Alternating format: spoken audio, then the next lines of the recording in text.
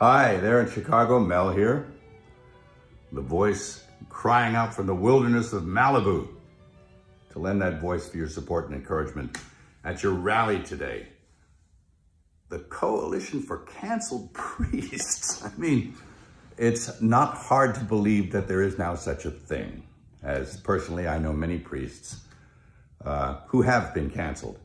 But not for the reasons you'd think. I mean, it's not like they did a hit and run drive and left the scene of the crime or embezzled church funds, stole the altar wine, or committed some other heinous crime. No, not at all.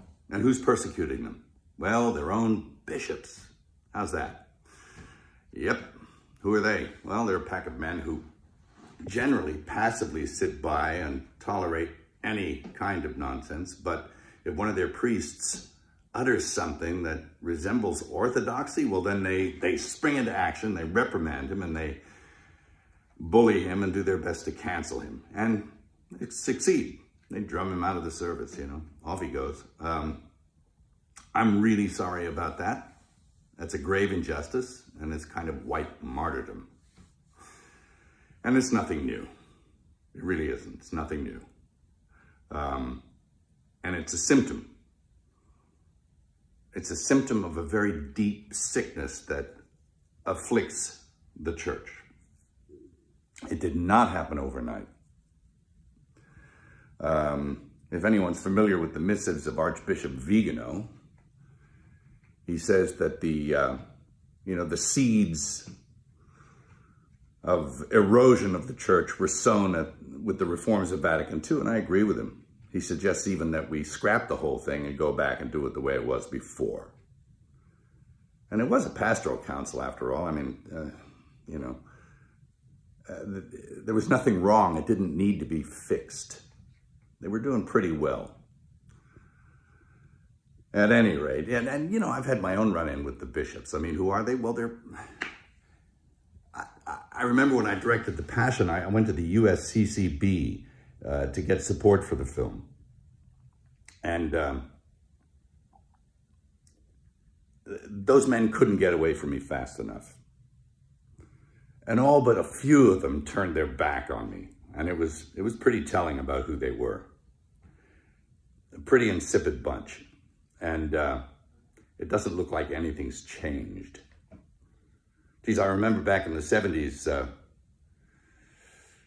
old priests, good priests, who were bullied and persecuted by their bishops. There was a rash of it back then also, and it was because they wanted to maintain what it was that they were ordained to do. They didn't want to go along with the new liturgy and the reforms of Vatican II, and so that they were really heavily leaned on. It was never abrogated, the old Mass, never, and it still hasn't been.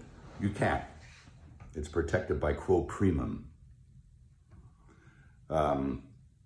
But they were bullied and badgered and put in insane asylums, and it was pretty sad to watch. And this kind of thing is now happening again. So, and how are we supposed to know the good guys from the bad guys? Well, we were given a standard by which to judge them. By their fruits, you'll know them. By their fruits. Anybody seen any good fruit lately? Well, it's tough. And look, I'm a pretty sinful guy. I mean, I'm as venal as the next guy. But I know the difference between a shepherd and a hireling. And I think that the vast majority of these bishops are just a bunch of hirelings, And my question is, who's hiring them? I don't think it's Jesus. Is it Francis? Who's hiring Francis? Is it Pachamama? I mean, I think you need to look at the whole institution. And, I'll quote Archbishop Vigano again in saying that he believes that there was a parallel counterfeit church set up to eclipse the real one. He's suggesting usurpation or an inside job. It seems that way. Anyway, of course, we know the gates of hell will not prevail against it. The victory is God's, not ours. And it will flourish if we keep it in our hearts. It can flourish in our hearts and keep the faith. And that's what's going to happen. That's what I encourage you to do.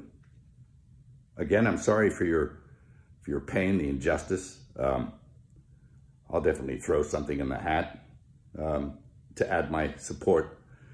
And God keep you and God bless you. Thank you.